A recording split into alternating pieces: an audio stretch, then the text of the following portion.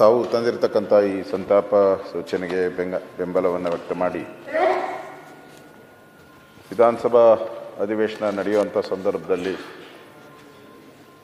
ಅದು ಈ ಅಧಿವೇಶನಕ್ಕೆ ಸಂಬಂಧಪಟ್ಟಂತೆ ಮೊನ್ನೆ ತಾನೇ ನಾವು ಮೇಟಿಯವ್ರದ್ದು ಸಂತಾಪ ಸೂಚನೆಯನ್ನು ಮಾಡಿದ್ದಾರೆ. ಅವರು ಸಿಟ್ಟಿಂಗ್ ಮೆಂಬರು.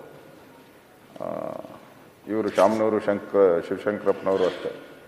ಅವರೆಲ್ಲರಿಗೂ ಮೊದಲಿಂದಾನೇ ಹೇಳ್ತಾಯಿದ್ರು, ನಾನು ಕೊನೆವರೆಗೂ ಅವ್ರು ಯಾವಾಗ ರಿಟೈರ್ಡ್ ಆಗ್ತೀಯ ಅಂತ ಹೇಳಿದ್ರೆ, ಇಲ್ಲ ನಾನು ಬದುಕಿರೋವರೆಗೂ ನಾನು ಅಧಿಕಾರದಲ್ಲಿ ಇರಬೇಕು ಅನ್ನೋ ಮಾತನ್ನ ನಿಲ್ತೀನಿ ಅಂತ ಹೇಳ್ತಾ ಇದ್ರು. ಇನ್ನೊಂದು ಎಲೆಕ್ಷನ್ ನಿಲ್ತೀನಿ. ಹೌದು, ಇನ್ನೊಂದು ಈಗಲೇ ಅವ್ರಿಗೆ 95 ವರ್ಷ, ಇನ್ನೊಂದು ಎಲೆಕ್ಷನ್ ನಿಲ್ತೀನಿ ಅಂತಲೂ ಕೂಡ ಹೇಳ್ತಾ ಇದ್ರು. ಅಂದರೆ ಆ ಥರದ ಗಟ್ಟಿ ಮನುಷ್ಯ, ಭಾಳ ಗಟ್ಟಿ. ಅದನ್ನು ಅವರ ಇಡೀ ಜೀವನ ನಾವು ಒಂದು ಸರಿ ಮೆಲುಕು ಹಾಕ್ಕೊಂಡ್ರೆ, ಅವರು ಪ್ರಾರಂಭದಿಂದನೂ ಕೂಡ 1931 ಅವರ ಹುಟ್ಟಿದಂಥದ್ದು. ಅದಾದಮೇಲೆ ಅವರು ಶಿಕ್ಷಣ ಸಂಸ್ಥೆಗಳನ್ನು ಪ್ರಾರಂಭ ಮಾಡೋಕ್ಕೆ ಮೊದಲು 1972ರಲ್ಲಿ ಬಾಪೂಜಿ ವಿದ್ಯಾಸಂಸ್ಥೆಯ ಗೌರವ ಕಾರ್ಯದರ್ಶಿಯಾಗಿ ಪ್ರಾರಂಭ ಮಾಡಿದ್ರು.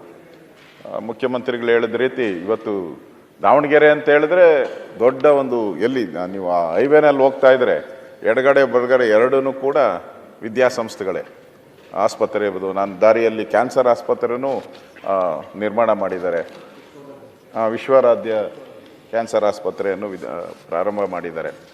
ಅಂದರೆ ಇಡೀ ದಾವಣಗೆರೆಗೆ ಒಂದು ಕಳೆ ಕಟ್ಟೋ ರೀತಿ ವಿದ್ಯೆಗೆ ಒಂದು ಪ್ರಾಮುಖ್ಯತೆಯನ್ನು ಕೊಟ್ಟು ಈ ಸಂಸ್ಥೆಯನ್ನು ಬೆಳೆಸಿದ್ದಾರೆ. ನಗರಸಭಾ ಸದಸ್ಯರಾಗಿ, ಅಧ್ಯಕ್ಷರಾಗಿ, ಶಾಸಕರಾಗಿ, ಮಂತ್ರಿಯಾಗಿ, ಅದು ಸಿದ್ದರಾಮಯ್ಯನವ್ರ ನೇತೃತ್ವ ಸರ್ಕಾರದಲ್ಲಿ ತೋಟಗಾರಿಕೆ APMC ಸಚಿವರಾಗಿಯೂ ಕೂಡ ಕೆಲಸ ಮಾಡಿದ್ದಾರೆ. ಸೊ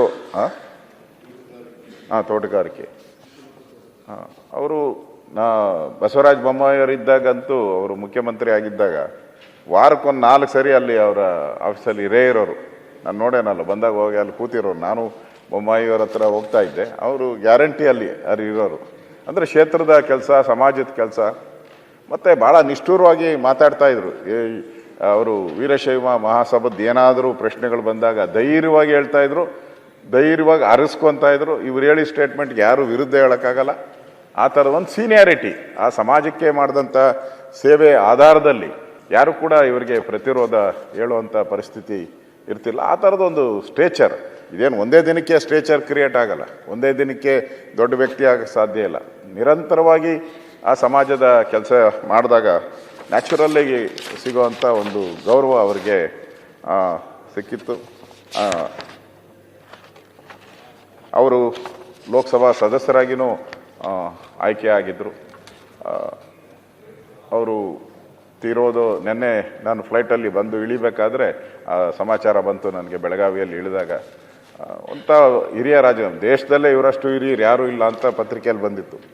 ಇವರೇ ಸೀನಿಯರ್ ಮೋಸ್ಟ್ MLA ಅನ್ನೋ ರೀತಿ.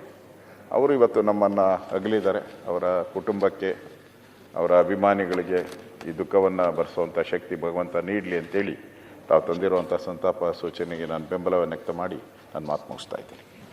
ಸುರೇಶ್ ಮುನಿಯಪ್ಪ.